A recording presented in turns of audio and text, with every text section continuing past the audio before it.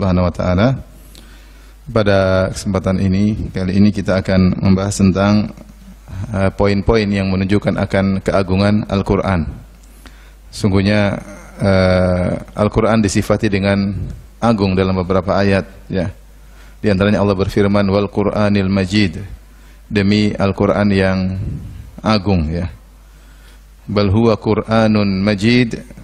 Bahkan Al-Qur'an adalah ya bacaan yang agung. Allah mensifati Al-Qur'an dengan Al-Majid, yang artinya Al-Qur'an yang agung.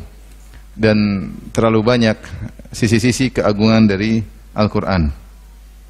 Oleh karena di antara hal yang menunjukkan suatu itu adalah agung, dia memiliki banyak nama. Ini diketahui oleh orang-orang Arab. Orang-orang Arab kalau sudah mengagungkan sesuatu, mereka menamakan suatu tersebut dengan banyak nama. Seperti pedang, mereka namakan pedang dengan banyak nama. Sampai ada yang mengatakan puluhan atau mungkin lebih dari 100 nama untuk sebutan kepada pedang. Karena mereka dahulu suka bertempur, berperang, menggunakan pedang, sehingga mereka mengagungkan pedang itu sendiri. Mereka namakan dengan banyak nama untuk menamakan pedang. Demikian juga kalau kita lihat dalam syariat, misalnya Nabi Muhammad SAW adalah sosok yang agung. Oleh karenanya nama beliau juga sangat banyak, ya. Nama beliau sangat banyak, dan setiap nama mengandung sifat yang menunjukkan sifat Nabi Muhammad SAW. Apalagi Allah Subhanahu wa taala memiliki banyak nama, ya. Di antaranya dari sekian nama tersebut ada keistimewaan 99 nama, tetapi nama Allah lebih daripada 99 sebagaimana ditunjukkan dalam hadis-hadis yang banyak. Intinya setiap nama Allah mengandung sifat, dan semakin banyak sifat-sifat maka semakin agung sesuatu. Di antaranya Allah memiliki banyak nama, memiliki banyak sifat, maka Allah Maha Agung. Di antara yang diberi nama banyak adalah Al-Qur'an. Al-Qur'an disifati dengan banyak nama. Allah namakan seperti Wal Qur'anil Majid, Allah sifati dengan nama Al-Majid. Demikian juga Wal Qur'anil Karim, ya. Allah sifati dengan apa? Al-Qur'an Al-Karim, ya. Kemudian juga Wal Kitabil Mubin, demi Al-Kitab Al-Mubin, Allah sifati Al-Majid, artinya agung, Al-Karim artinya mulia, Al-Mubin artinya jelas dan menjelaskan, karena Al-Mubin maknanya bisa jelas dan juga bisa maknanya menjelaskan, ya. Allah mengatakan uhkimat ayatuhu, ya, bahwasanya ayat-ayatnya muhkam, tegas, jelas, kokoh, thumma fussilat, kemudian diperinci, sehingga Al-Quran sendiri kitabun aziz, diberi sifat dengan Al-Aziz, ya. Sehingga Al-Quran memiliki banyak nama dan banyak sifat yang menunjukkan akan agungnya Al-Quran. Dan di antara nikmat yang agung yang Allah berikan kepada kita, yaitu nikmat Allah turunkan Al-Quran. Allah berfirman, Ar-Rahman 'allamal Qur'an, khalaqal insan 'allamahul bayan. Kata Allah, Ar-Rahman, zat yang maha pengasih lagi maha penyayang. Setelah itu Allah mengatakan 'allamal Qur'an, Allah mengajarkan Al-Quran. Di antara konsekuensi dari kasih sayang Allah, bentuk kasih sayang Allah kepada hamba-hambanya, kepada makhluknya, Allah turunkan Al-Quran dan Allah ajarkan Al-Quran. Bagaimana kehidupan kita kalau tidak ada kitab petunjuk seperti Al-Quranul Karim? Maka manusia akan dalam kebimbangan, ya, dalam kekacauan, tidak jelas, tidak ada arah hidup. Maka Allah turunkan kitab yang agung, yang luar biasa, sebagai bentuk rahmat Allah dan kasih sayang Allah kepada hamba-hambanya. Makanya Allah mengatakan, Tabarakalladzi nazzalal furqana ala abdihi liyakuna lil alamin nadhira, ya. Allah turunkan, Allah mengatakan maha suci Allah yang telah menurunkan Al-Furqan, yaitu Al-Quran, kepada hambanya Nabi Muhammad SAW untuk beri peringatan kepada umat manusia. Dan Allah mengatakan, wa ma arsalnaka illa rahmatan lil alamin, dan tidaklah aku utus engkau wahai Muhammad sebagai rahmat kasih sayang kepada seluruh alam semesta. Oleh karenanya Al-Quran Allah turunkan kepada Nabi Muhammad agar Nabi Muhammad berdakwah, dan tujuan Nabi Muhammad berdakwah adalah sebagai rahmat bagi alam semesta. Jadi Al-Quran adalah rahmat yang sangat besar dari Allah kepada hamba-hambanya, ya. Maka siapa yang mendengar Al-Quran, baca Al-Quran, la'allakum turhamun. Semoga kalian dirahmati. Karenanya Allah Subhanahu wa taala memuji dirinya dengan menurunkan Al-Quran. Allah memuji dirinya karena di antara kenapa kita memuji Allah? Di antaranya karena keagungan sifat-sifat Allah, di antaranya atas nikmat yang Allah berikan kepada kita. Kalau kita bilang alhamdulillah, alhamdulillah, alhamdulillah. Kenapa kita puji Allah? Ada dua sebab. Sebab pertama karena sifat-sifat Allah yang agung. Kita muji Allah karena sifat-sifat Allah yang agung, karena maha adilnya, karena maha bijaksananya, karena maha kuasanya, karena maha perkasanya, karena maha kuatnya, karena maha rahmatnya. Di antaranya kita muji Allah karena karunia Allah kepada kita. Kita bilang alhamdulillah, alhamdulillah. Allah memuji dirinya sendiri ketika menurunkan Al-Quran. Allah berfirman, alhamdulillahilladzi anzala ala abdihil kitaba walam yaj'al lahu iwaja. Segala puji bagi Allah yang telah menurunkan kepada hambanya Alkitab, Al-Quran. Allah puji dirinya. Perbuatan Allah menurunkan Al-Quran itu adalah di antara keagungan Allah, di antara kemuliaan Allah, dan turunnya Al-Quran sendiri adalah rahmat dan karunia bagi kita. Oleh karenanya Allah memuji dirinya karena menurunkan Al-Quran, kita pun memuji Allah karena Allah menurunkan Al-Quran bagi kita. Demikian juga ayat tadi yang saya sebutkan di awal surat Al-Furqan. Tabarakalladzi nazzala al-furqana ala 'abdihi liyakuna lil 'alamin nadhira. Segala maha suci Allah Subhanahu wa taala yang telah menurunkan Al-Furqan, yaitu Al-Quran, kepada hambanya agar hambanya menjadi pemberi peringatan bagi alam semesta. Ini mukaddimah sebelum saya sebutkan tentang poin-poin keagungan Al-Quran. Jadi Al-Quran itu memiliki banyak nama, memiliki banyak sifat menunjukkan dia agung. Dan dia adalah nikmat terbesar yang Allah berikan kepada hamba-hambanya. Bagaimana kalau tidak ada Al-Quran, kita akan bimbang, kita akan bingung, kita nggak tahu arah kemana yang harus kita tempuh. Ya. Kita ini nggak ngerti apa yang maslahat bagi kita. Ya. Lihatlah bagaimana orang yang tidak berpegang dengan Al-Quran, bagaimana kehidupan mereka, seperti hewan. Tidak ada arah, tidak ada kebahagiaan. Ya. Maka Al-Quran adalah nikmat yang teragung. Makanya Allah memuji dirinya ketika menurunkan Al-Quran. Karena Al-Quran adalah konsekuensi dari kasih sayang Allah Subhanahu wa taala, dan dia adalah rahmat yang sangat besar yang Allah berikan kepada makhluk-makhluk ciptaannya. Taib. Di antara sisi-sisi agungnya Al-Quran, saya sebutkan ada mungkin belasan, ya. Yang pertama, bahwasanya Al-Quran adalah mukjizat yang abadi, mukjizat yang abadi. Kalau kita berbicara tentang mukjizat para nabi, mukjizat mereka tidak abadi. Mukjizat nabi-nabi terdahulu hanya berlaku atau hanya bisa disaksikan oleh orang-orang yang hidup di zaman para nabi tersebut. Seperti contohnya misalnya mukjizat Nabi Musa alaihissalam, yang dimana tongkat berubah menjadi ular, atau misalnya bagaimana laut yang terbelah dengan tongkat Nabi Musa, kemudian air laut tersebut mengalir ke atas. Kita nggak bisa lihat, yang lihat cuma yang hadir ketika itu, yang hadir di zaman Nabi Musa alaihissalam. Bagaimana Nabi Musa memukul tongkatnya ke batu, maka keluarlah 12 keran. Fam fajarat minhu thnata asyrata aina. Dia pukul batu, keluar 12 keran. Yang bisa lihat siapa? Umat Nabi Musa yang bersama Nabi Musa alaihissalam. Ya. Keluarkan tangannya, keluar cahaya. Ini semua mukjizat yang ada di zaman Nabi Musa, namun yang bisa melihat cuma Nabi Musa dan para pengikutnya. Demikian juga misalnya mukjizat Nabi Saleh.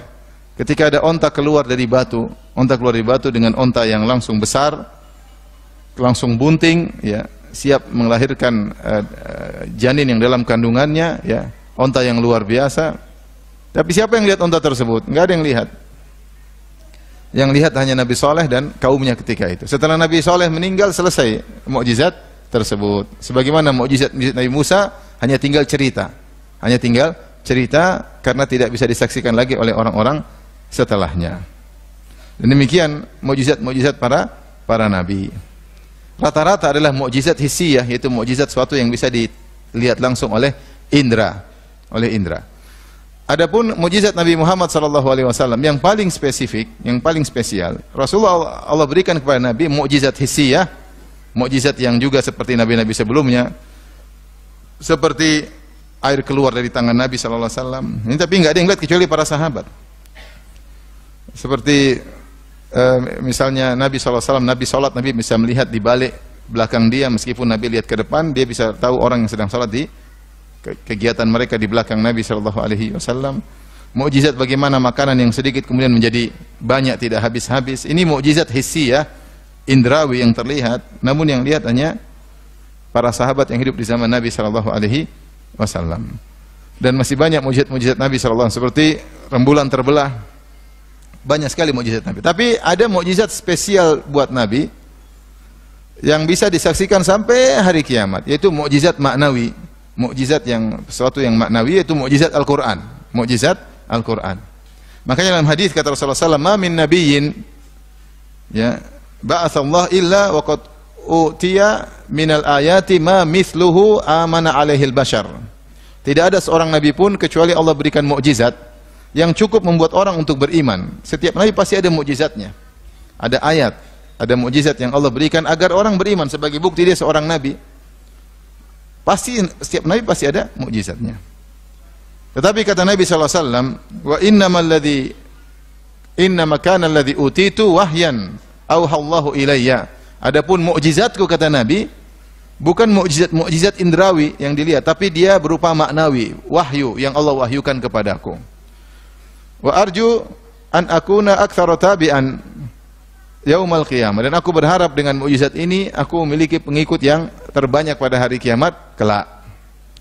Inilah karena Nabi Muhammad SAW adalah Nabi terakhir, maka mukjizatnya harus langgeng sampai hari kiamat, karena konsekuensi di Nabi terakhir. Berbeda dengan Nabi-Nabi sebelumnya, Allah utus Nabi-Nabi tersebut untuk kaum dalam masa tertentu, periode tertentu, masa tertentu, tempat tertentu, sehingga mukjizat yang Allah berikan kepada Nabi-Nabi tersebut cukup untuk kaum tersebut di zaman itu, tidak harus berlanjut pada kaum-kaum selanjutnya.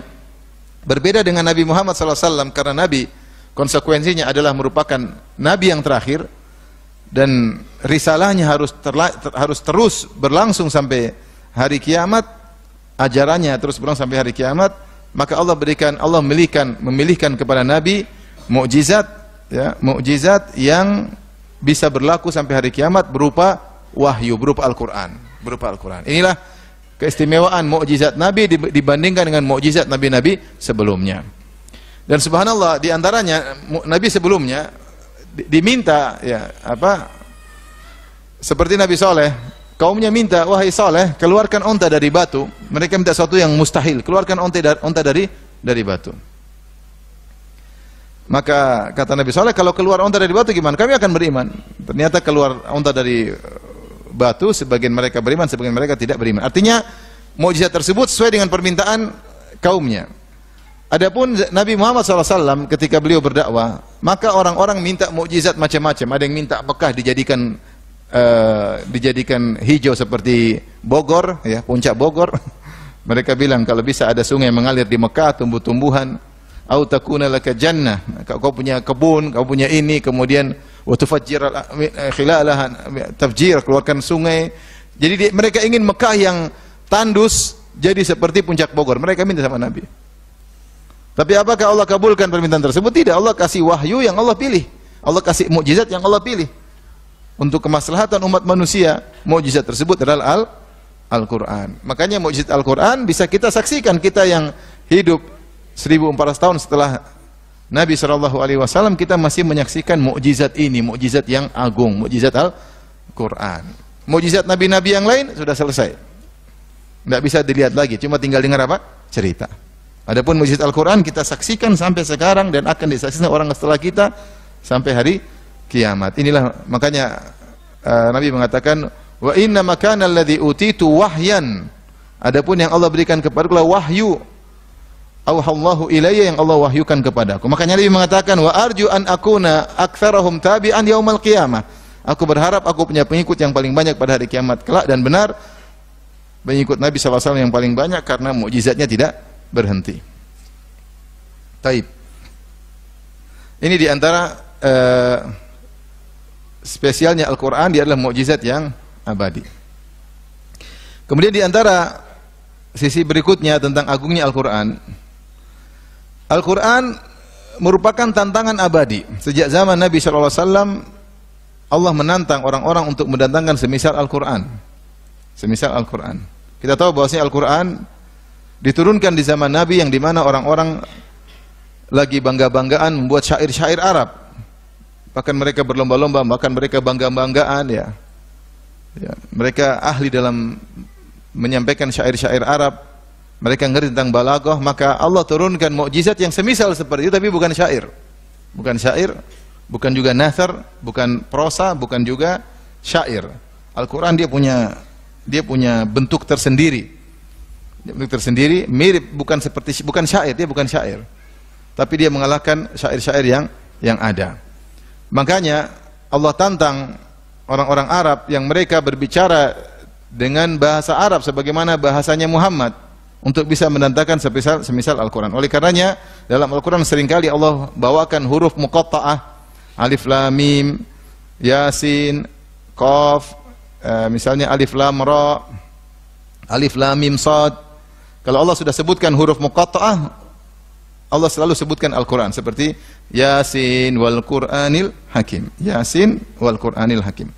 Setelah Yasin wal Qur'an, artinya Allah mengatakan, wahai orang-orang Quraisy dan orang-orang Arab seluruhnya, Al-Quran ini yang kami turunkan kepada Muhammad tersusun dari bahasa Arab seperti bahasa yang kalian ketahui, yang bahasa tersebut tersusun dari huruf-huruf hijaiyah. Di antara huruf-huruf hijaiyah tersebut adalah Yasin. Seharusnya kalau Al-Quran itu karangan Muhammad, harusnya kalian bisa bikin seperti Al-Quran. Kalau Al-Quran itu karangan Muhammad, bukankah kalian bisa bahasa Arab sebagaimana Muhammad bisa bahasa Arab? Kalau kalian bisa bahasa Arab, mungkin bahasa Arab kalian lebih mahir daripada Muhammad, harusnya kalian bisa bikin seperti apa? Al-Quran. Makanya Allah mengatakan Yasin. Huruf ya, huruf sin. Kemudian Allah sebut wal Qur'anil Hakim. Seperti contohnya alif lam mim, dzalikal kitab. Selalu setiap Allah habis menyebutkan huruf muqatta'ah Allah sebut Al-Qur'an. Alif lam mim, dzalikal kitab la raiba fi hudal muttaqin. Alif lam mim. Nah, kalian kan bisa huruf hijaiyah, bisa bilang huruf alif, lam, mim. Bisa enggak kalian bikin seperti Al-Qur'an? Dzalikal kitab. Kitab itu yang sangat agung. Allah mengatakan qaf wal Qur'anil Majid. Qaf, bukankah di antara huruf yang kalian gunakan untuk berbicara huruf qaf? Coba wal Qur'anil Majid, datangkan seperti Al-Qur'anil Majid. Alif lam ra, kitabun anzalnahu ilaika, Al-Qur'an yang kami turunkan kepadamu. Dalam ayat yang lain alif lam mim, alif lam rim wal kitabil mubin. Wal kitabil mubin, alif lam ra wal kitabil mubin. Demi Al-Qur'an yang sangat menjelaskan. Ya. Alif lam mim sad, kitabun unzila ilaika fala yakun fi sadrika harajun litunzira wa harajun minhu litunzira bihi wa dzikral mu'minin, dalam surat Al-A'raf. Jadi inilah rahasia kenapa banyak surat-surat yang Allah buka dengan al-huruf al-muqatta'ah, yaitu huruf-huruf yang dibaca per huruf. Jangan baca alam, tapi bacanya alif lam mim. Apa maksudnya huruf-huruf hijaiyah tersebut? Itu Allah ingin mengatakan, wahai orang-orang Arab sekalian, Al-Quran ini turun dengan bahasa Arab yang tersusun dengan huruf-huruf hijaiyah, yang kalian berbicara dengan huruf-huruf tersebut. Kalau memang Al-Quran itu karangan Muhammad, harusnya kalian bisa bikin seperti Al-Quran, bahkan lebih afdal daripada Al-Quran. Silakan berkumpul kalian seluruhnya untuk bikin semisal Al-Quran. Ternyata mereka tidak mampu. Allah berfirman dalam surat Al-Isra, "Qul la in jitama'atil insu wal jinnu ala ayyatu bimithli hadzal Qur'an la ya'tuna bimithlihi walau kana ba'dhum li ba'dhin dhahira." Katakanlah, seandainya berkumpul bersatu padu seluruh manusia dan seluruh jin, jin-jin Arab kumpulin semua. Kalau jin Jogja enggak tahu bahasa Arab, jin Arab semua kumpulin. Manusia seluruhnya satu dunia kumpul. Yang pandai bahasa Arab suruh bikin semisal Al-Qur'an. Kata Allah, la ya'tuna bimithlihi. Mereka tidak bakalan bisa mendatangkan semisal Al-Quran walau kana ba'dhuhum li ba'dhin dhahira, meskipun mereka saling bersatu padu. Maka Al-Quran di antara keagungannya tantangan abadi. Ketika mereka tidak mampu mendatangkan semisal Al-Quran, Allah tantang dengan 10 surat. Fa'tu bi asyri suwarin muftariyatin. Datangkan 10 surat kalau enggak bisa satu Al-Quran seluruhnya. Mereka juga tidak mampu. Kalau tidak mampu satu surat saja. Fa'tu bi suratin mim mithli wad'u syuhada'akum min dunillahi in kuntum shadiqin. Kalian tidak mampu mendatangkan Al-Quran 10 surat, enggak mampu satu surat. Datangkan semua orang untuk datang Al-Quran, enggak bisa. Al-Quran itu luar biasa. Balaghahnya, pilihan kata-katanya dijelaskan oleh para ulama yang bisa ngerti bahasa Arab.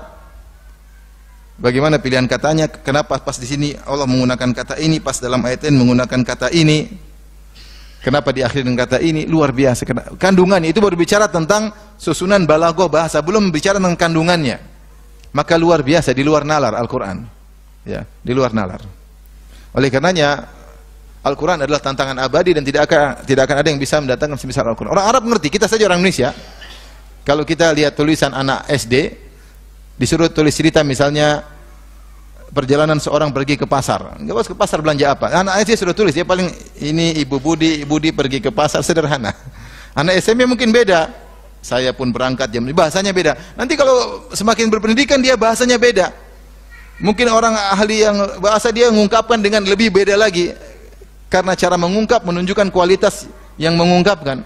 Maka orang tahu, oh ini tulisan anak SD, oh ini tulisan anak SMP, ini anak SMA, tulisan profesor, bagus tulisannya. Mungkin kontennya sama, tapi cara penyajiannya berbeda. Nah, orang yang ngerti bahasa Arab tahu Al-Quran ini bukan manusia yang bikin. Karena isinya luar biasa, cara penyajiannya luar biasa. Mereka tahu. Ya. Mereka tahu. Makanya mereka hanya mengatakan sihir. Al-Quran itu apa? Sihir. Kenapa sihir? Mereka bilang sebut banyak alasan. Sihir diantaranya orang baru dengar langsung ikut. Orang baru dengar langsung apa? Ikut. Ya.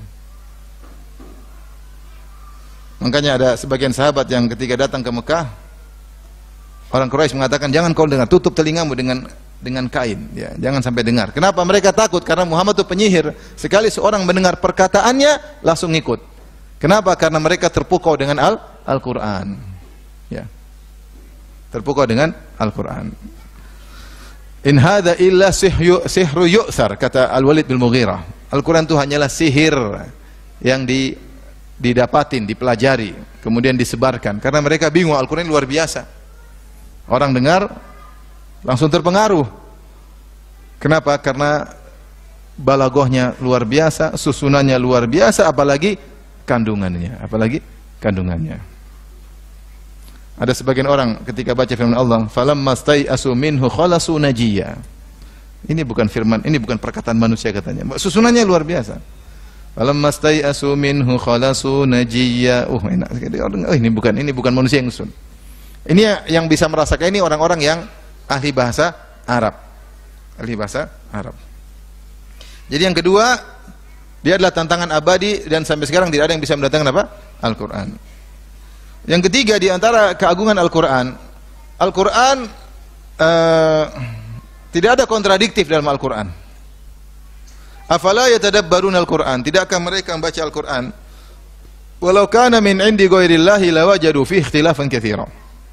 Tidakkah mereka mentadabbur? Suruh tadabbur, artinya silakan cari kesalahan Al-Qur'an, kalian enggak bakalan dapat. Walau kana min 'indi ghairillah, seandainya Al-Qur'an diturunkan dari selain Allah, lawajadu fihi ikhtilafan katsira, sungguh mereka akan mendapati banyak kontradiktif dalam Al-Qur'an. Enggak ada kontradiktif. Tidak ada kontradiktif. Semua seragam, semua serasi, saling mendukung satu dengan yang lainnya. Dan di antara yang paling bagus tafsir tentang hal ini Ibnu Katsir. Ibnu Katsir punya perhatian ketika menafsirkan ayat, dia bawa ayat yang semisalnya. Ibnu Katsir punya perhatian spesial dalam hal ini. Di antara buku tafsir yang luar biasa terkait hal ini, Ibnu Katsir. Kalau dia bawa satu ayat, dia bawa ayat yang semisalnya. Jadi ayat menafsirkan ayat. Dan di antara yang setelah Ibnu Katsir adalah Syekh Muhammad Al-Amin Syinqiti rahimahullah dalam kitabnya Adh-Dha'ul Bayan. Beliau juga punya perhatian hal ini. Setiap menyampaikan tafsir suatu ayat, beliau bawa ayat yang lain. Setelah ayat baru kemudian hadis. Ibnu Katsir ayat dulu yang semisal baru hadis. Menunjukkan bahwasanya Al-Qur'an serasi. Tidak ada kontradiktif dalam Al-Qur'an tersebut. Sementara kalau kita baca buku-buku yang lain yang mengalami penyimpangan, banyak kontradiktif ya. Taurat, Injil banyak kontradiktif. Yang menunjukkan ada penyimpangan dalam kitab-kitab tersebut.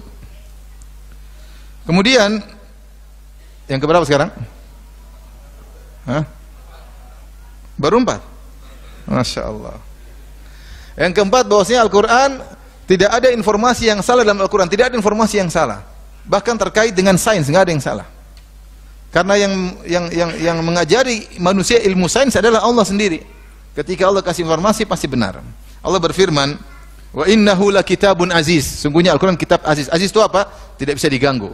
Allah mensifati dirinya Al-Aziz. Al-Aziz itu tidak ada yang bisa ganggu, keputusannya pasti berjalan. Di antaranya nggak ada yang bisa ganggu dia. Namanya Al-Aziz karena dia maha perkasa. Al-Quran pun demikian. Al-Quran disifati dengan innahu lakitabun aziz. Dia kokoh, perkasa, nggak ada yang bisa ganggu. La ya'tihil batilu min baini yadayhi wala min khalfihi. Tanzilun min hakimin hamid. Tidak ada kebatilan yang bisa dimasukkan dalam Al-Quran baik dari depan maupun belakang. Nggak ada kebatilan dalam Al-Quran. Nggak ada yang bisa diselipi kebatilan sama sekali nggak ada. Nggak ada.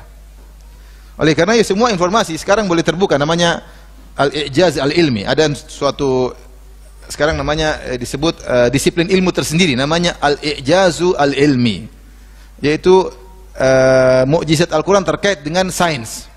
Dibahas dan ini juga diantara luar biasa. Di antaranya terkait dengan penghabaran masa depan. Al-Quran menghabarkan tentang banyak masa depan ternyata terjadi. Seperti firman Allah, "Ghulibatir Rum fi adnal ardi wa hum min ba'di ghalabatihim sayughlabun fi bid'i sinin wa hum min ba'di ghalabihim sayaghlibun fi bid'i sinin." Kata Allah, Romawi terkalahkan. Namun dalam beberapa waktu, berapa tahun dia akan mengalahkan Persia. Ternyata benar. Kata Allah, fi bid'i sinin. Ketika itu Persia dan negara adidaya cuma dua, Persia sama apa? Romawi. Ketika itu Romawi dikalahkan dengan kekalahan yang luar biasa. Yang orang lihat gak mungkin bisa bangkit lagi kecuali mungkin puluhan tahun. Tapi Al-Quran kabarkan ketika itu, ghulibatir Rum, Romawi dikalahkan oleh Persia. Ya. Namun setelah itu Allah mengatakan, wa hum min ba'di ghalabihim sayaghlibun. Mereka setelah kalah akan mengalahkan. Kemudian Al-Quran mengatakan fi bid'i sinin, sebentar lagi. Dan beberapa tahun ternyata benar. Ini informasi tentang masa depan ternyata terjadi. Demikian juga misalnya ketika turun Rasulullah masih di Mekah, turun surat Al-Qamar. Di antara isi surat Al-Qamar, sayuhzamul jam'u wa yuwalluna dubur. Sungguhnya kumpulan tersebut akan kalah dan mereka akan lari terbirit-birit. Ini turun ketika kaum muslimin sedang disiksa, akan disiksa, sedang disiksa di Mekah, tidak bisa berbuat apa-apa. Turun ayat itu bahwasanya Quraisy akan kalah. Lo bingung. Lagi disiksa terus turun ayat Quraisy akan apa? Kalah. Turunnya di Mekah. Kalau tidak salah Umar baru sadar ternyata ketika perang Badar Rasulullah baca ayat tersebut. Sayuhzamul jam'u wa yuwalluna dubur. Oh, ternyata sekarang baru terjadi. Mereka kalah dan mereka lari terbirit-birit. Jadi Al-Quran memberi informasi tentang masa depan dan itu benar, menunjukkan ternyata kenyataan demikian. Belum lagi al-i'jazul ilmi terkait dengan masalah sains, tentang masalah janin, tentang matahari, tentang rembulan, tentang misalnya air hujan dan macam-macam yang Dr. Zakir Naik punya perhatian tentang masalah ini. Tapi sudah ada tulisan-tulisan khusus, ini disiplin ilmu tersendiri, al-i'jazul ilmi, yaitu mukjizat Al-Quran terkait dengan informasi-informasi tentang sains, dan semuanya tidak ada yang salah. Semuanya tidak ada yang salah. Seperti kalau kita bicara tentang perjanjian lama saja, disebutkan tentang misalnya umur bumi, mereka hitung dari sejak Nabi Adam, kemudian penciptaan alam semesta, kemudian Nabi Adam, hitungannya umur bumi tinggal sekian tahun, tidak sesuai dengan sains misalnya. Tidak sesuai dengan apa? Sains. Intinya ini diantara mukjizat Al-Quran, ternyata tidak ada informasi yang keliru. Semua informasinya benar, dan semakin berjalan tahun, semakin terbukti informasi-informasi tersebut baru diungkap belakangan. Taib, ini yang berapa? Yang kelima, Al-Quran agung, dia tidak mungkin dirubah-rubah, nggak mungkin dirubah-rubah. Tidak mungkin dirubah-rubah. Oleh karenanya Allah menjamin hal tersebut. Kata Allah Subhanahu wa taala, "Inna nahnu nazzalna dzikra wa inna lahu lahafizun." Sungguhnya kami yang turunkan Al-Qur'an dan kami akan menjaganya. Allah punya cara untuk menjaga Al-Qur'an. Allah punya cara untuk menjaga Al-Qur'an. Sehingga Al-Qur'an satu huruf pun dijatuhkan pasti ketahuan, tidak mungkin nggak ketahuan. Maka terjaga Al-Quran otentik, keotentikannya luar biasa Al-Quranul Karim. Adapun kitab-kitab suci terdahulu mengalami perubahan karena Allah tidak menjamin penjagaannya. Adapun Al-Quran konsekuensinya Allah harus jaga karena ini merupakan kitab yang akan berlanjut sampai hari kiamat kelak. Maka di antara konsekuensi rahmat Allah, Allah harus jaga Al-Quran tersebut. Kalau kitab-kitab terdahulu penjagaannya diserahkan kepada al-ahbar dan rahbaniyun, ya warabbaniyun al-ahbar, para pendeta diwajibkan untuk menjaga. Bimastuhfidzu alaihi. Mereka disuruh jaga namun mereka tidak bisa menjaga. Mereka tidak bisa menjaga, bahkan mereka rubah-rubah, bahkan mereka tambah-tambah, bahkan mereka sembunyikan, bahkan mereka kurangi. karena sedikit kenikmatan dunia yang mereka dapatkan. Al-Quran dijaga luar biasa. Maka sudah 1400 tahun atau lebih daripada itu, tidak ada satu huruf pun yang bisa ditambah dan tidak ada satu huruf pun yang bisa dikurangi. Luar biasa. Oleh karenanya konsekuensi dari penjagaan tersebut, Allah mudahkan Al-Quran untuk dihafal. Kata Allah, walaqad yassarnal Qur'ana lidzikr. Dan sungguh Al-Quran itu mudah untuk diingat. Al-Quran itu mudah untuk dihafal, mudah untuk dipelajari, mudah untuk dijadikan sebagai peringatan. Al-Quran di antara mukjizat Al-Quran yang keberapa? Yang keberapa sekarang? Yang keenam. Yang keenam mudah dihafal. Bahkan orang yang tidak tahu bahasa Arab pun bisa hafal apa? Al-Quran. Anak-anak bisa hafal Al-Quran. Luar biasa. Bahkan sempat tersebar di medsos ketika ada orang bisu tapi bisa baca apa? Al-Quran. Ngomong nggak bisa tapi suruh baca Al-Quran dia bisa. Dia bisu, ngomong nggak bisa, baca Al-Quran bisa. Luar biasa. Ada orang cacat mental lah, bisa hafal Quran. Bagaimana bisa? Itu mukjizat. Itu bukti bahwa sini firman Allah. Allah mengatakan walaqad yassarnal Qur'ana lidzikr. Baik.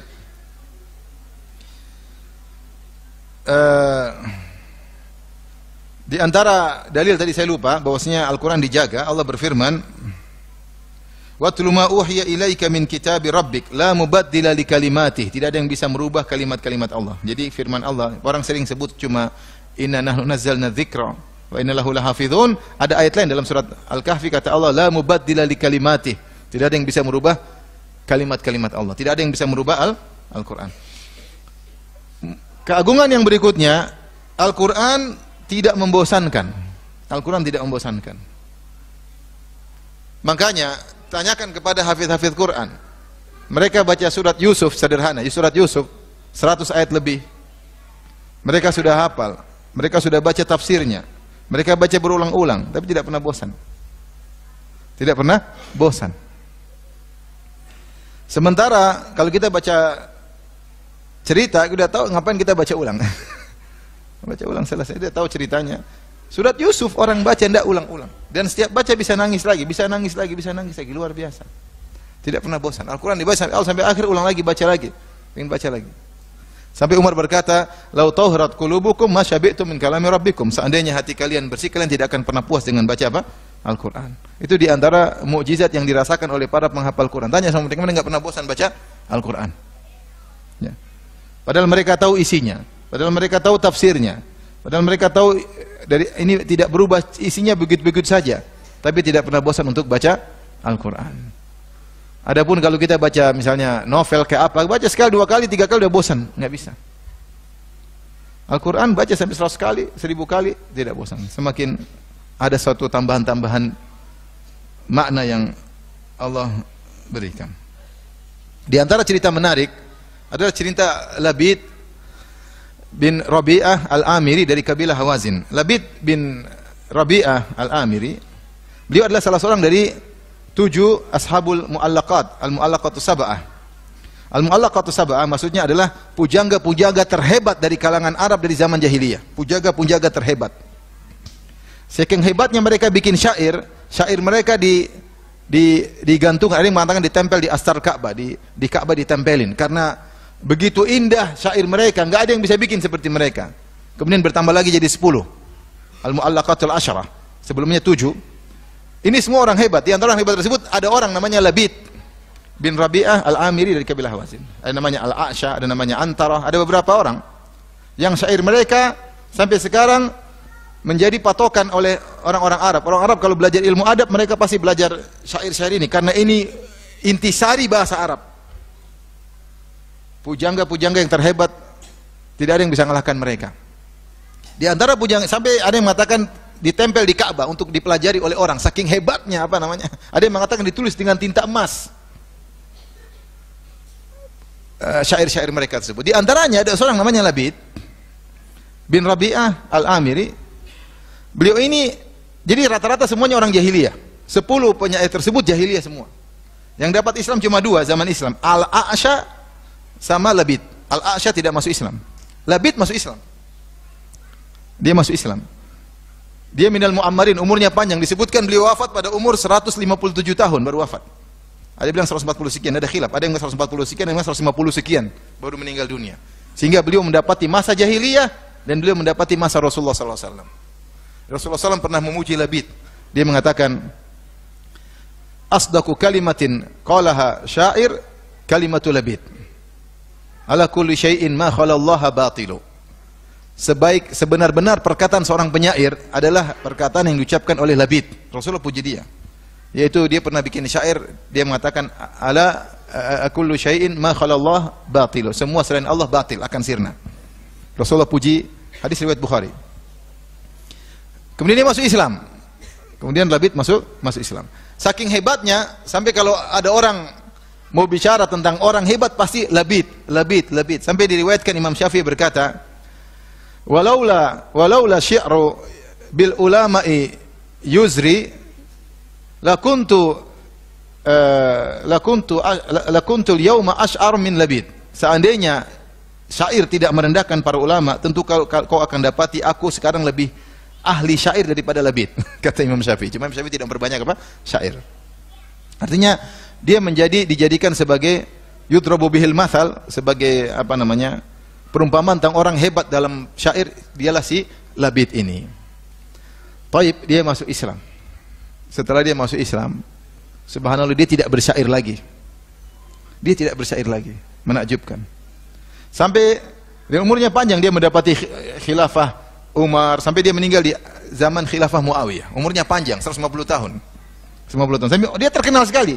Sampai dalam satu syair dia berkata, dia mengatakan, wallahi laqad sa'imtu minal hayati wa tuliha. Sungguh aku telah bosan dengan panjangnya umurku. Wa su'ali hadzan nas kaifa labidu. Dan orang selalu tanya, gimana si Labid? Bagaimana si Labid? Karena bergenerasi-generasi bertemu dengan dia. Dan dia terkenal sekali, jago bahasa Arab. Dari 10 orang yang masih hidup, dia sendiri yang ahli bahasa Arab. Yang semua orang Arab terkumpul pada kesimpulan pada mu'allaqat syair-syair tersebut. Semua orang tanya, gimana kabar si Labid? Bagaimana kabar si Labid? Suatu hari Umar bin Khattab menyuruh dia untuk tulis syair. Maka dia jawab, kata dia, Allah telah menggantikan aku dengan surat Al-Baqarah dan surat Ali Imran. Subhanallah. Dia enggak mau bersyair lagi. Subhanallah. Bagaimana dia merasa nikmat dengan belajar surat Al-Baqarah dan surat apa? Ali Imran. Ini orang paling jago syair. Syair ditinggalin. Padahal syair boleh dalam Islam boleh. Makanya Rasulullah memuji Hasan bin Thabit ketika bersyair untuk menyerang kaum musyrikin. Kata Rasulullah SAW, asyaddu minan nabal, bahwasanya syairnya Hasan bin Thabit lebih kencang dan lebih tajam daripada anak panah. Rasulullah mengatakan, uhjuhum wa ruhul qudus ma'ak. Serang mereka dengan syair, wahai Hasan bin Thabit, penyair Rasulullah SAW. Ingatlah, penyair, bukan penyanyi Nabi ya. Ada orang menafsirkan penyair Hasan bin Thabit, dia bilang penyanyi siapa? Nabi. Kan itu tukang nyanyinya Nabi. Bukan tukang nyanyi, syair, beda dengan tukang nyanyi ya. Jangan bilang Hasan bin Thabit tukang nyanyi. Dia penyair Rasulullah SAW. Syair punya ketukan tersendiri, bukan nyanyi-nyanyian. Tapi intinya Labid ini akhirnya tidak lagi bersyair. Padahal syair itu sangat lezat. Orang yang pandai bersyair, dia bikin syair lagi, mengubah syair lagi, senang. Tapi ternyata dia berhenti. Kenapa? Dia berlezat-lezat dengan apa? Al-Baqarah dan Ali Imran. Dia bilang, alhamdulillah alladzi lam ya'tini bi ajali. Alhamdulillah, segala puji bagi Allah yang tidak mendatangkan ajal kepadaku sampai aku menggunakan jubah Islam. Dia bahagia bisa dapat Islam. Inilah Labid. Jadi menunjukkan bahwasanya Al-Quran tidak membosankan. Sebagai contoh, Labid sendiri yang ahli syair, ternyata dia pun meninggalkan syair gara-gara gembira dengan membaca surat Al-Baqarah dan surat Ali Imran. Kemudian di antara keagungan Al-Quran, keajaibannya tidak pernah berhenti. La tanqati ajaibuhu, keajaiban tidak pernah berhenti. Ini saya hanya bilang kepada siapa? Kepada orang yang memperdalam tafsir. Kalau orang baca enggak ngerti, tapi orang baca tafsir dia tahu Al-Quran ini luar biasa. Dia baca buku tafsir satu, ada keajaiban yang dapat, ternyata maknanya demikian. Dia baca buku tafsir yang lain, ada lagi makna yang lain. Dia baca yang lain, ada lagi, tidak pernah berhenti. Saya termasuk orang yang berusaha bergelut dengan tafsir, dan setiap saya baca buku tafsir pasti ada suatu yang makna yang baru. Sehingga tidak dikatakan tafsir satu cukup dari yang lain. Enggak, masing-masing ahli tafsir dia punya makna-makna yang dia dapatkan yang mungkin tidak disebutkan ahli tafsir yang lain. Dan ini bukan omong kosong, bukan maksudnya bukan berlebihan, tidak, bukan berlebihan, kenyataannya demikian. Jadi orang ketika baca Al-Quran dia tenggelam, dia ada makna-makna baru yang terkadang Allah ilhamkan, terkadang dia dapatkan dari buku-buku tafsir yang dia baca, luar biasa. Apalagi kemudian dia lihat dalam kenyataan hidup, subhanallah, ayat ini pas dengan kehidupan saya, ayat ini pas dengan kejadian ini, ayat ini luar biasa. Banyak pelajaran keajaiban yang Allah berikan. Bagi orang yang perdalam ilmu tafsir, dia akan tahu hal tersebut, bahwasanya keajaiban Al-Quran tidak ada hentinya, tidak ada hentinya. Akal kita nggak sampai, ilmu kita nggak sampai. Mau seumur hidup baca Al-Quran, pelajari kandungannya, nggak akan selesai. Ini baru sisi tafsirnya, belum balaghahnya, belum ininya, belum anunya, luar biasa. Buku tafsir tebal-tebal atau tidak? Satu aja tafsir kita baca nggak habis-habis, belum puluhan buku tafsir. Buku tafsir puluhan, mau dibaca luar biasa. Bagaimana tafsir para sahabat, satu menafsirkan begini, satu dia tidak kontradiktif. Kebanyakan dalam tafsir khilafnya tanawu, yaitu beda sudut pandang dan tidak saling kontradiktif. Dia memandang ternyata ini kandungannya begini, sahabat lain ternyata kandungannya begini, tabi'in ini bilang kandungannya begini, dan semuanya benar. Semuanya benar. Makanya tidak pernah berhenti keajaiban Al-Quran. Ini agungnya Al-Quran. Itu kalau baca novel sekali baca selesai. Suruh cerita ulang bisa, gampang. Al-Quran subhanallah kandungannya luar biasa. Taib. Di antara keajaiban Al-Quran juga, ini mungkin orang lihat dari sisi kekurangan, tapi saya lihat ini suatu keagungan. Al-Quran itu mudah lepas, dia mudah dihafal tapi dia mudah lepas, sehingga melazimkan orang untuk harus baca ulang-ulang, harus dimurajaah terus, kalau enggak akan hilang. Rasulullah mengatakan ta'ahadu bil Quran fa innahu ashaddu tafallutan minal ibili fi uquliha, atau kama qala Nabi sallallahu alaihi wasallam. Kata Rasulullah SAW, ulangi baca Quran, ulangi baca Quran. Al-Quran itu mudah lepas dari orang penghafalnya sebagaimana onta yang mudah lepas dari ikatannya. Onta itu kalau dia dikasih ikol, ya, dia menderam, kemudian lututnya, onta lututnya dua, ya, ada satu di sini, ada satu di sini. Onta lututnya, kita lucu satu, onta lututnya dua. Maka dikasih ikol itu ikatan. Onta itu gerak-gerak gini, lama-lama ikolnya lepas, dia bisa berdiri. Maka orang yang punya onta tersebut, agar ontanya tidak pada pergi, ikolnya dikencengin lagi. Nanti agak longgar dia gerak-gerak, kencengin lagi supaya tidak lepas. Kalau ikolnya ikatan lepas, maka onta tersebut ucul. Al-Quran demikian. Gak ada orang bilang, saya hafal Al-Quran sekali nggak lupa-lupa, omong kosong. Antum kalau hafal lagu mungkin sekali nggak lupa-lupa. Sudah 20 tahun ada kasih bunyi nada, ingat langsung semua, ceringet.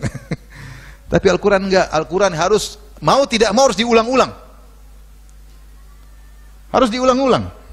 Untuk bisa memperkokoh hafalan. Lihat penghafal Quran, mereka ada namanya libur. Mereka harus ulang. Entah mungkin mereka enggak baca Quran berapa bulan, mereka harus ulang. Kalau enggak hilang. Itu diantara ajaib. Supaya seorang terus baca apa? Al-Quran. Hilang-ulang. Kalau enggak hilang. Kita sudah ulangi baca surat ini sekian kali, puluhan kali, 20 kali, mungkin 100 kali, tetap aja kalau dibiarkan hilang. Harus ulang lagi, subhanallah. Itu yang keberapa?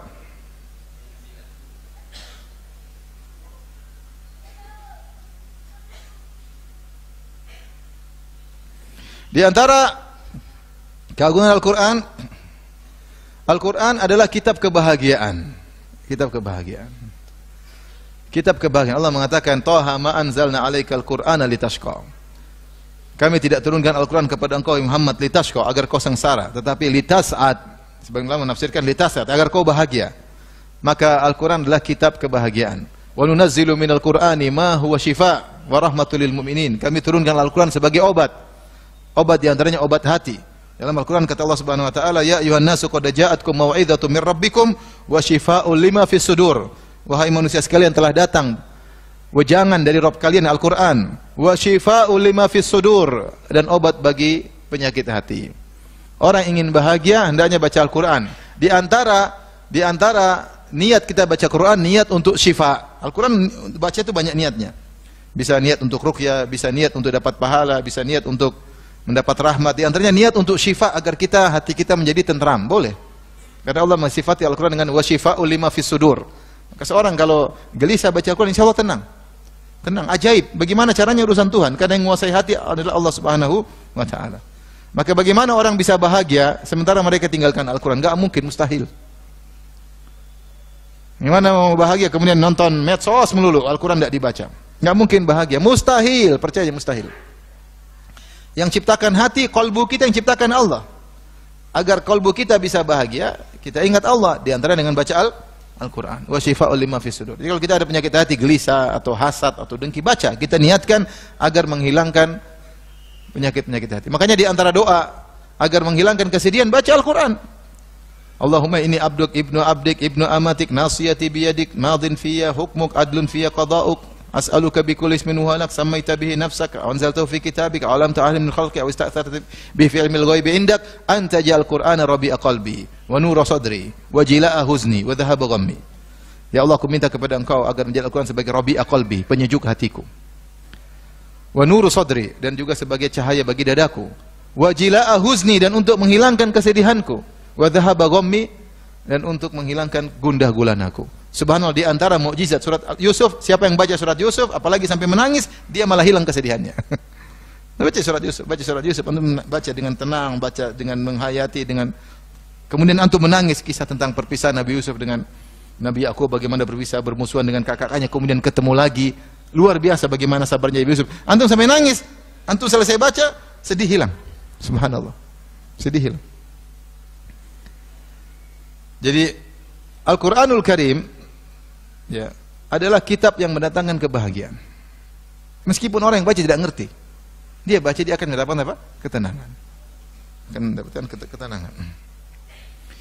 Kemudian di antara keistimewaan Al-Quran yang keberapa? 11. Bahwasanya Al-Quran dia bukan nasar, dia bukan saja. Ini juga di antara menakjubkan. Saja atau syair, dia punya ketukan. Namanya ada ilmu arut, ilmu apa? Ada ilmu tersendiri dalam bahasa Arab. Orang belajar syair, dia punya ilmu ketukan, dia bisa bikin syair. Al-Quran dia bukan syair. Ya.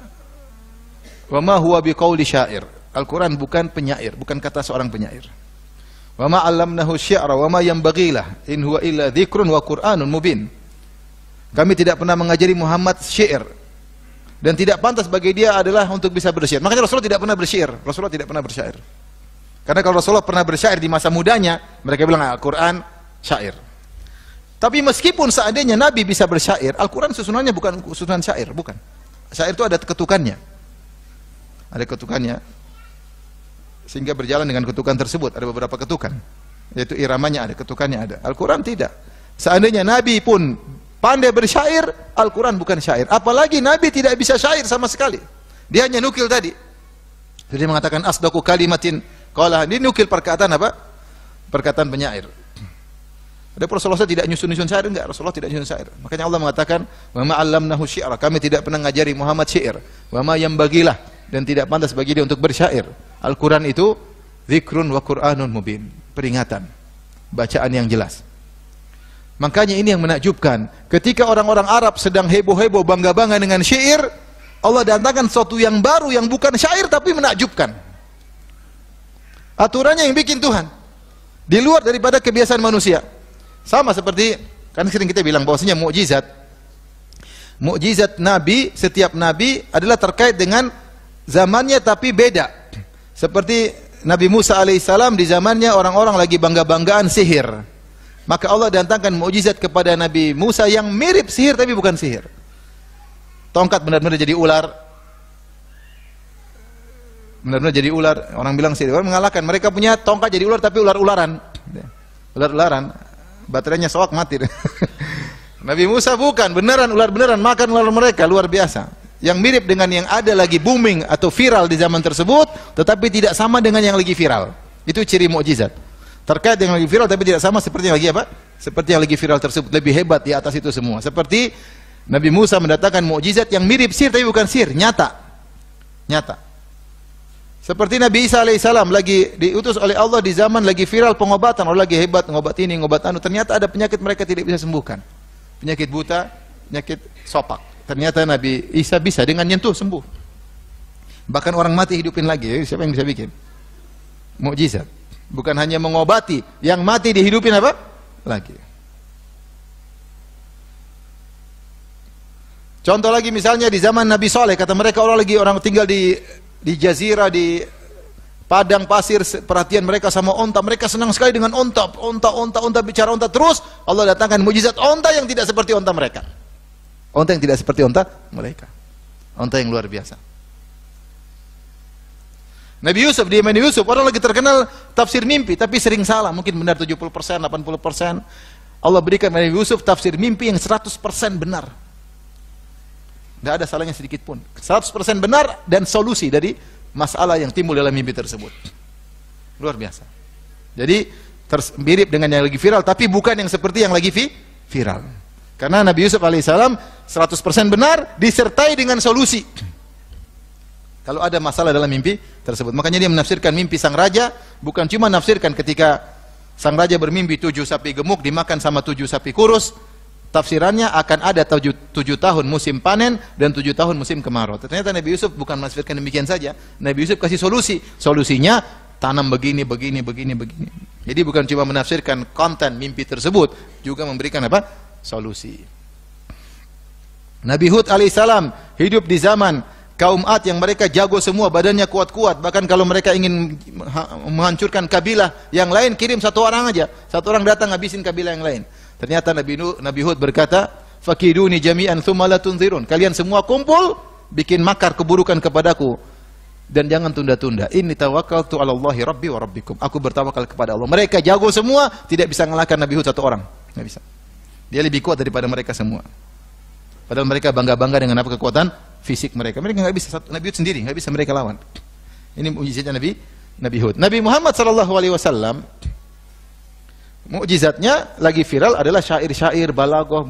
Maka Allah datangkan yang semisal yang lagi viral, namun bukan seperti itu. Maka Al-Quran itu bukan syair, dia bukan prosa juga seperti novel, enggak. Tapi dia punya aturan sendiri, ketukannya sendiri, luar biasa. Kita baca Al-Quran, kadang kita salah, ini ada yang kurang nih, ada kata yang kurang, tapi kita nggak tahu ketukannya, nggak ada aturan khusus. Tapi kita tahu ini ada ayat yang kurang. Karena kita kok kayak ada yang kurang pas nih. Benar, ada yang kurang pas. Paham? Ini adalah mukjizat Al-Quran. Di antara mukjizat Al-Quran,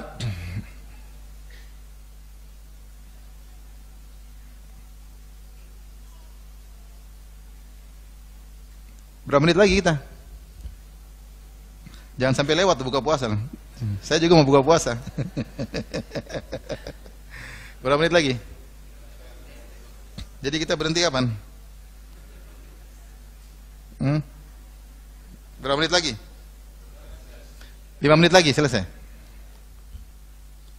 Ngomong-ngomong bukanya apa ini? Tapi di antara yang menakjubkan, Al-Quran diturunkan pertama 1 huruf dalam hadis Sahih Bukhari. Saya bacakan ya. Aqra'ani Jibril ala harfin faraja'tuhu fazadani falam azal astaziduhu wa yaziduni hatta antaha ala sab'ati ahruf. Aku baca Al-Quran dengan 1 huruf. Al-Quran turun dengan 1 huruf, yaitu 1 sisi. Kemudian aku minta tambah kepada Jibril. Jibril tambahin lagi huruf yang lain, maksudnya cara baca yang berbeda. Sampai akhirnya kasih kemudahan, karena tidak semua orang bisa baca dengan mudah. Maka diberi dengan 7 huruf. Dengan 7 huruf. Sehingga terkadang kita dapat satu kalimat bisa dibaca begini, bisa dibaca begini, bisa dibaca begitu, luar biasa. Dan maknanya punya kandungan masing-masing, ini luar biasa.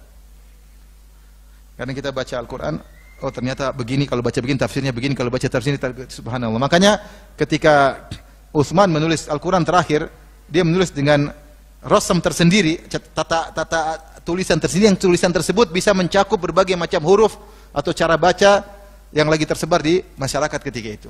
Sehingga ada yang baca cara begini benar, cara baca begini juga benar, tidak disalahkan. Ini Al-Quran. Dan ketika dibaca begini, dia punya kandungan tersendiri. Itu yang saya menakjubkan di situ. Kalau kita baca tafsir, oh ini qiraahnya begini. Ternyata kalau baca begini artinya begini. Kalau baca begini, dan tidak kontradiktif, luar biasa.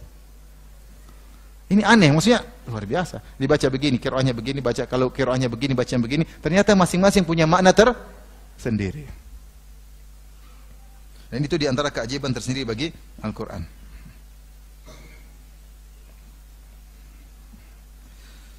Taib, diantara keutamaan Al-Quran menolak sihir dan setan. Ada banyak orang di ruqyah setannya kabur, ya toh?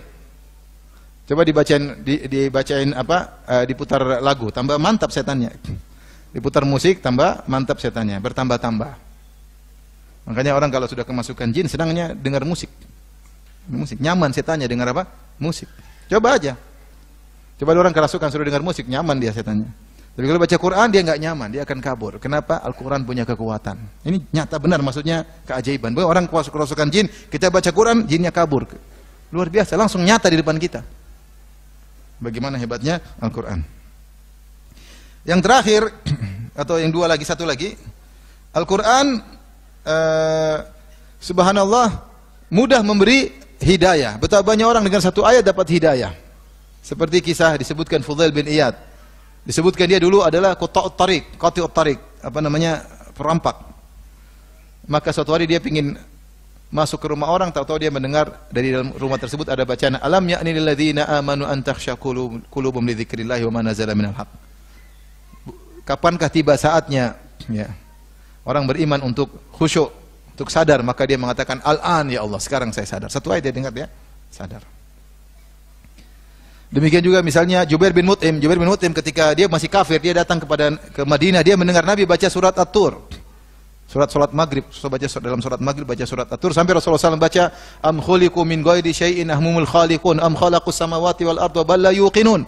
Kata dia kada qalbi yatir, hampir-hampir jantungku copot dengar bacaan tersebut. Ini sebab diantara dia masuk apa? Islam. Luar biasa. Orang baca Quran dengar. Kita seperti ada kisah, ada orang, saya diceritain sama saya Soleh Sindi, seorang rapper dari Perancis.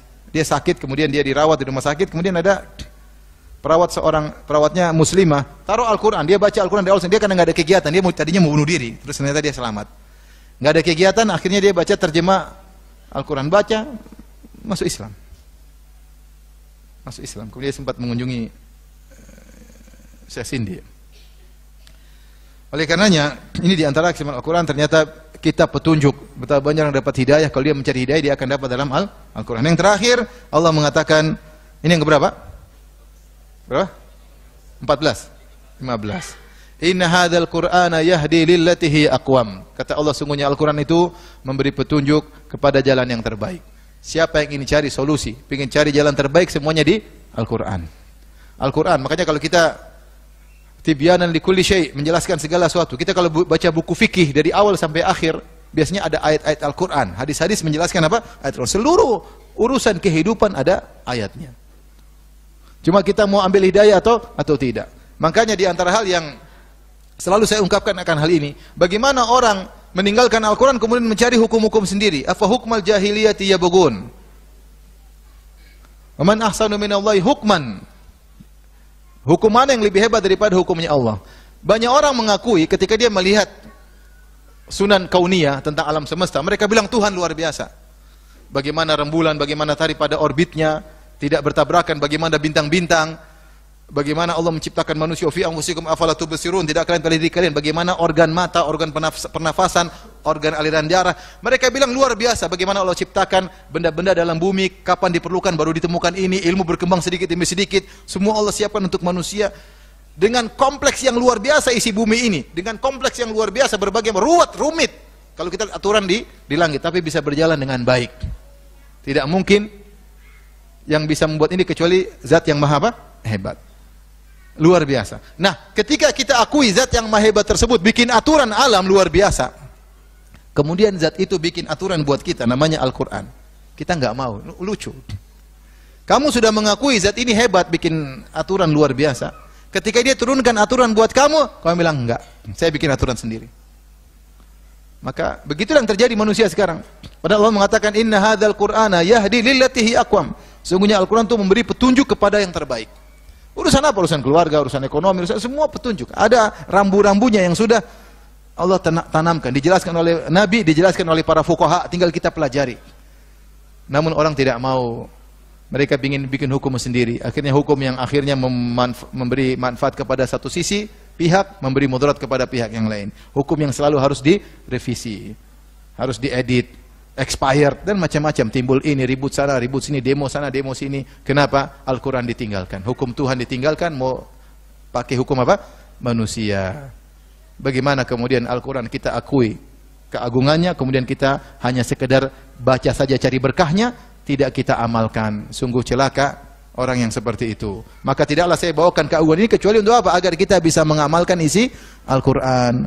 Buat apa kita tahu Al-Quran hebat, agung dari Tuhan, tapi enggaklah, saya enggak mau ngamalin, saya bikin hukum sendiri. Buat apa kalau begitu?